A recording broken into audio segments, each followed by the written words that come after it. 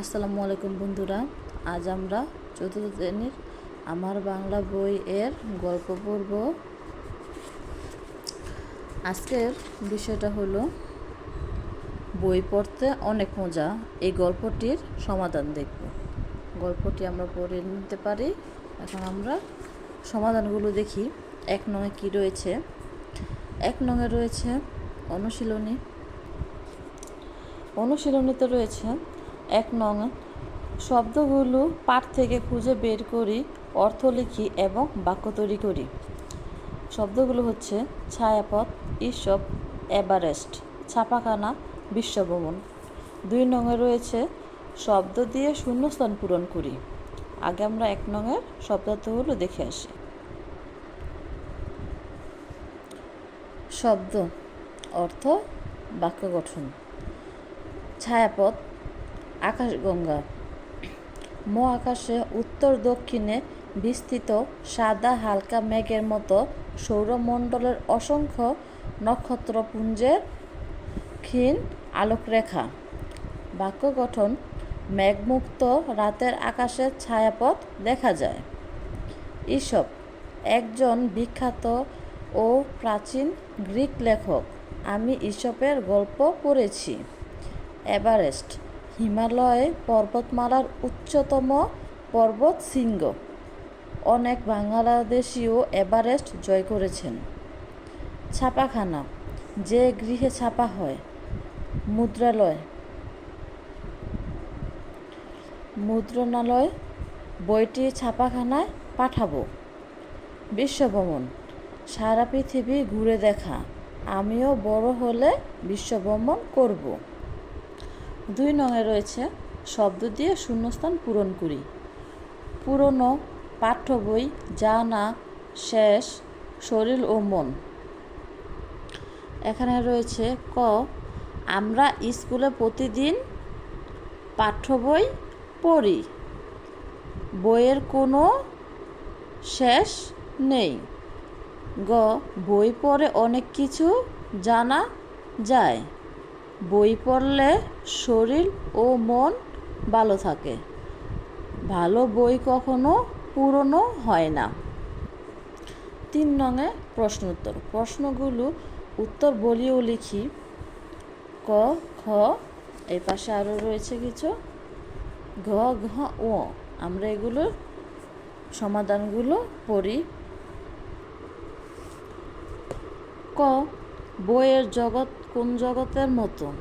পৃথিবী ও পৃথিবীর বাইরে যত উপাদান ও উপকরণ আছে সবগুলোরই আলাদা জগৎ আছে। বইয়ের জগৎও এইসব জগতের মতোই। খ, বই কত রকমের হয়? উত্তর, বইয়ের রকমের কোনো শেষ নেই। ছোটদের বই, বড়দের বই, হাসির বই, কান্নার বই, গল্পের বই, কবিতার বই, ছবির বই, বিজ্ঞানের বই, ধর্মের বই, গণিতের বই, বিজ্ঞানের বই, নাটকের বই, সিনেমার বই ইত্যাদি। গ, কি পড়তে বসলে আর উঠতে মন চায় না? ঠাকুরমার ঝুলি আর গ্রিম ভাইদের রূপকথার পড়তে বসলে আর উঠতে মন চায় না। ঘ, ছাপাখানা প্রথম কোথায় প্রতিষ্ঠিত হয়? উত্তর, আজ থেকে প্রায় 600 বছর আগে জার্মানিতে প্রথম ছাপাখানা প্রতিষ্ঠিত হয়। ও, বই সম্পর্কে বিজ্ঞানীরা কি বলেছেন? বই সম্পর্কে বিজ্ঞানীরা বলেছেন, বই পড়লে শরীর ও মন ভালো থাকে। যারা বই পড়ে তারা ভালো লিখতে পারে, ভালো বলতে পারে। এখানে 4 নংয়ে রয়েছে পাঠে উল্লেখিত বইগুলোর একটি তালিকা প্রস্তুত করি। 5 নংয়ে রয়েছে তোমার পড়া 5টি বই ও তার লেখকের নাম লেখো। 6 নংয়ে রয়েছে বই পড়া গুরুত্ব নিয়ে 5টি বাক্য লিখি। 4 নং, পাঠে উল্লেখিত বইগুলোর একটি তালিকা প্রস্তুত করি। উত্তর, পাঠে উল্লেখিত বইগুলির তালিকা: ছোটদের বই, বড়দের বই, হাসির বই, কান্নার বই, গল্পের বই, ছবির বই, বিজ্ঞানের বই, ধর্মের বই, গণিতের বই, কবিতার বই, নাটকের বই, সিনেমার বই, পাঠ্য বই। এছাড়াও রয়েছে পঞ্চতন্ত্রের গল্প, ঈশপের গল্প, আরব্য রজনীর গল্প, ঠাকুমা জুলি, গ্রিম ভাইদের রূপকথা,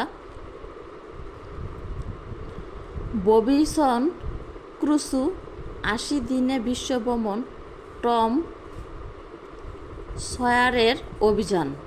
আরও আছে হুমায়ুন আহমেদের ভূতের গল্প, সুকুমার রায়ের ছড়ার বই এবং উপেন্দ্রকিশোর রায়ের টুনটুনির গল্প বাঘের গল্প।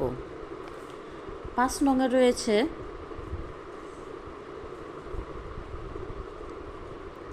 তোমার পড়া ৫টি বই ও তার লেখকের নাম।